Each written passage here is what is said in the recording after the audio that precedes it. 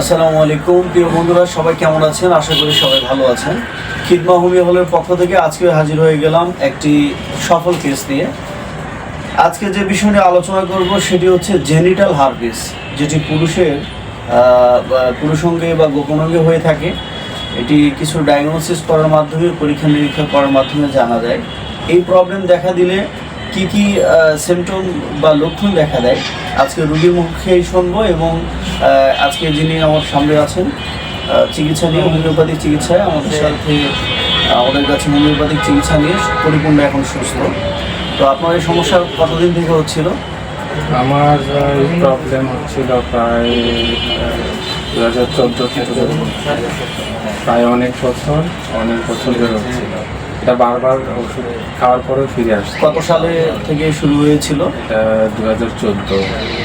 এর মধ্যে কোনো চিকিৎসা নিয়েছেন কি? হ্যাঁ, মেডিসিন ডক্টর থেকে। হোমিওপ্যাথিক চিকিৎসা নিয়েছেন নাকি এলোপ্যাথিক চিকিৎসা নিয়েছেন? এলোপ্যাথিক চিকিৎসা নিয়েছি, ওটা হচ্ছিল না। দেন কত সাল থেকে? 2014 সাল থেকে কত সাল পর্যন্ত নিয়েছেন?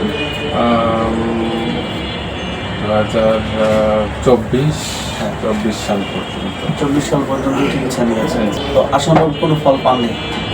না, এটা পরিপূর্ণ ভালো হচ্ছিল না। তো কী কী সিমটম বা লক্ষণ দেখা দিয়েছিল আপনার যখন এই প্রবলেমগুলো হয়েছিল? এটা হচ্ছে প্রবলেম, যেটা হচ্ছে প্রাইভেট পার্টের মধ্যে দেওয়া হয়, চুলকায়িত জায়গাতে? হ্যাঁ, ওখানে খায়ের মধ্যে হয়ে যেত। আচ্ছা, বিয়ে করেছেন কতদিন আগে? প্রায় 6 বছর। 6 বছর। আপনার ওয়াইফের কি প্রবলেম হয়েছিল? না, হয় না। তো কতদিন আগে আমাদের কাছে চিকিৎসা নিয়েছিলেন? 2 বছর আগে। 2 বছর আগে। 2 বছর আগে কয়বার মেডিসিন নিয়েছেন? কতদিনের?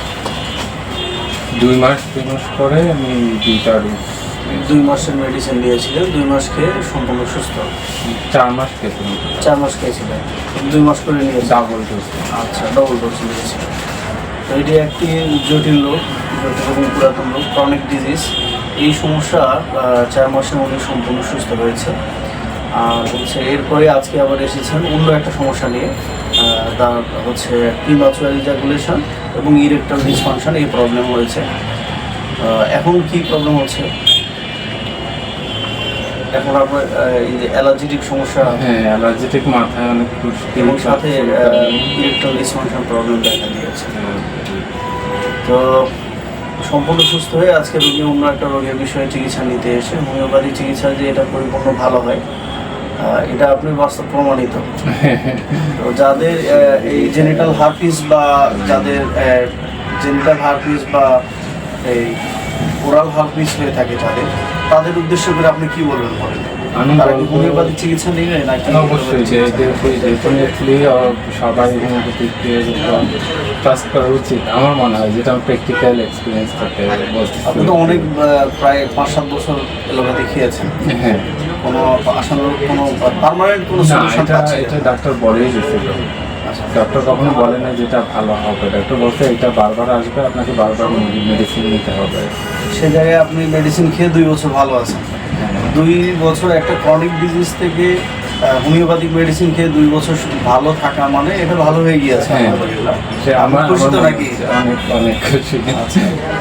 তো এখন সবাইকে কি পরামর্শ দিবেন এলোপ্যাথি চিকিৎসার প্রতি? নাকি সবাইকে বলবো যে হোমিওপ্যাথিকটা সবার আগে ট্রাই করা উচিত, তার সেক্ষেত্রে তো খিদমা ইজ দ্য বেস্ট আমার মনে হয়। আচ্ছা, এর আগে বোধহয় দেখা করেছিলাম নওগাঁতে? না, আপনার সাথে আমার এই প্রথম দেখা। আমি অনেকবার ভাবছিলাম দেখা করবো, বাট যখন শুনলাম যে ঢাকা আসতেছে চেম্বার, তখন ভাবলাম ঢাকায় এই অন্য সমস্যা নিয়ে আছে যে এর আগে কি কুরিয়ারে নিয়েছিলেন না? কুরিয়ারে নিয়েছিলেন। তো ঠিক আছে, আজকে সহযোগিতা করার জন্য অসংখ্য ধন্যবাদ। প্রিয় বন্ধুরা, জেনিটাল হারপিস এবং ওরাল হারপিস এছাড়া প্রিম্যাচুয়ার ইজাকুলেশন, ইরেকটাল ডিসফাংশন, পুরুষের এই সমস্ত প্রাইভেট পার্ট যে প্রবলেমগুলো হয়ে থাকে, গোপন যে সমস্যাগুলো হয়ে থাকে, ক্রনিক ডিজিজগুলোর হোমিওপ্যাথিতে কার্যকরী মেডিসিন রয়েছে, চিকিৎসা রয়েছে, যে চিকিৎসা নিয়ে রোগীরা সুস্থ হচ্ছে। আপনার যদি এই প্রবলেম হয়ে থাকে হোমিওপ্যাথি চিকিৎসা নিতে পারেন, ভালো মানসম্মত জার্মানি মেডিসিন দিয়ে। খিদমা হোমিও হলে আমরা চিকিৎসা প্রদান করে থাকি। তো সবাই সচেতন হন, হোমিওপ্যাথি চিকিৎসার প্রতি উদ্বুদ্ধ হন। আজকের এই ভিডিওতে আসার উদ্দেশ্য এটাই যে হোমিওপ্যাথি মেডিসিনের মাধ্যমে ক্রনিক ডিজিজ থেকে স্থায়ীভাবে আরোগ্য লাভ করা সম্ভব। সবাই ভালো থাকুন, সুস্থ থাকুন, আল্লাহ হাফেজ।